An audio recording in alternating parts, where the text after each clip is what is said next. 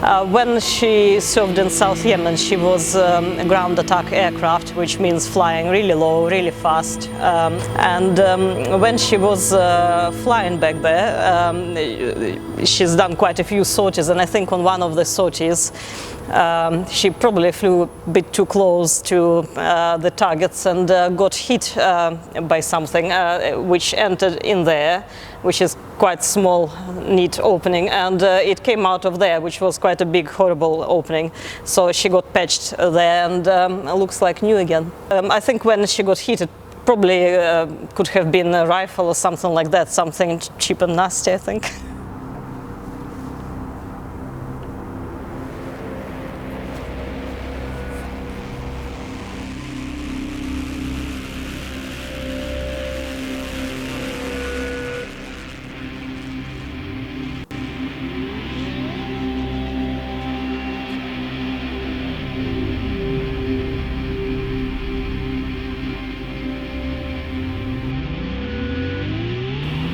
Well, it's when the aircraft is not in military service, it's still exposed to certain dangers when it gets airborne.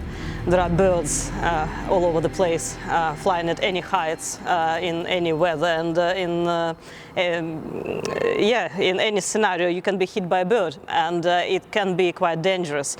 So a bird strike is a term basically, and it can cause two types of really bad consequence for the aircraft. So one, it can be an engine damage, and the other one can be structural damage. I was told that in our ownership we had 3 close encounters with birds.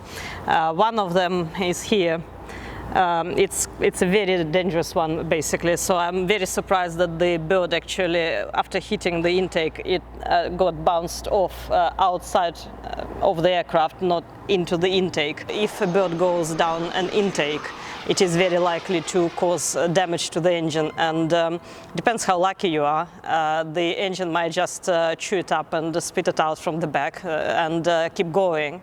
Or if the bird is fairly well-fed bird and you are quite unlucky, then the engine might just flame out. And then you will probably try to restart the engine, and it might not restart. Or if you hear a really big bang, then you wouldn't even try to restart because you would know that it won't.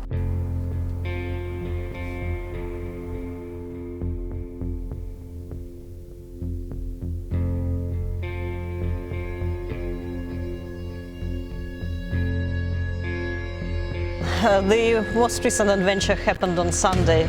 It was my birthday, so I decided to give myself a present and take myself out for a flight, and a friend of mine as well. So we were flying along very nicely over the sea, and it was really pretty, and I was turning in the bay.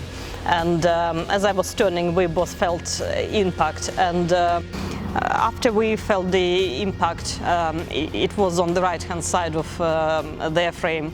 I checked the engine readings, the jet pipe temperature and RPM and oil pressure. All readings were normal, and I kept turning left. And after I finished the turn, I then looked straight and saw that the whole right-hand side of the windscreen was covered in what used to be a bird.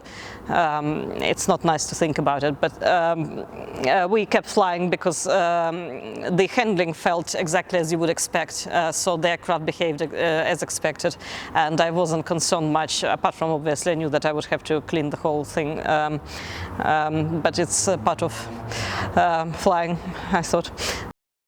And the little bird caused 3 dents in the nose, so this is the first dent, which was the least noticeable one, but it still required removing paint and pushing out the actual dent. The next dent was here, so this one was already pushed out, so it's almost unnoticeable now, and the third dent caused the most damage to the structures behind the skin.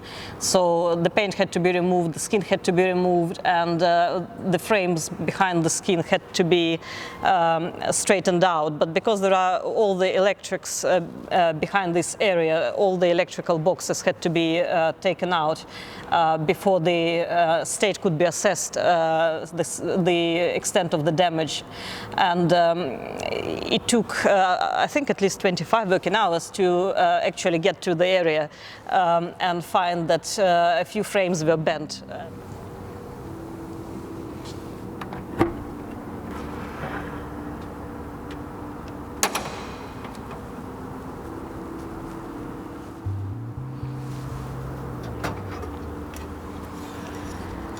This is one of the supporting frames inside the nose compartment, which had to be taken out because it's bent. And it got quite a bit of time and effort to get to it, and I think it still needs to be repaired basically before it gets back in, so it's all work in progress still.